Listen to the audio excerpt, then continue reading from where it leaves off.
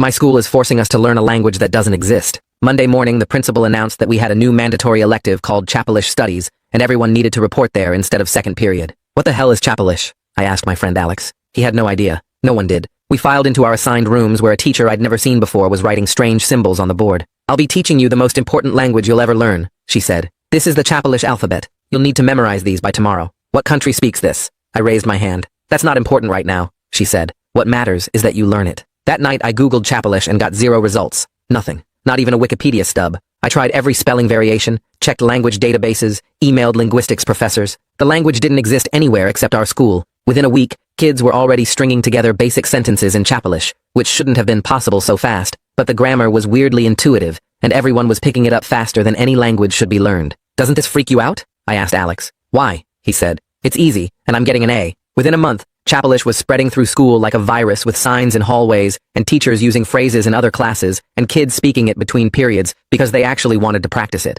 I kept asking where this language came from, but the teacher just smiled and said to focus on fluency, while the principal called it an innovative pilot program, even though the school board had no record of approving it, and the Department of Education had never heard of it. I started recording the lessons and studying the structure, finding 37 characters in an alphabet that didn't match any known language family. No Latin roots or Germanic structure or Asian tonal patterns, just something completely unique that had appeared from nowhere. Then I discovered we weren't alone, because 17 other schools had started teaching Chapelish the same Monday we did, scattered across different states with nothing connecting them, except this made-up language. I found a Reddit thread before it got deleted, where kids from these schools were comparing notes, and everything matched perfectly from the alphabet to the grammar, to the way teachers refused to explain its origin. I stayed after class and told the teacher I knew about the other schools. "Why these specific schools?" I asked. "You were selected," she said. "By who?" I asked. "That's not important right now," she said. "You're teaching us a made-up language and won't say why," I said. "All languages are made up," she said, "but they have origins and history, and this just appeared one Monday morning," I said. She started erasing the board and said,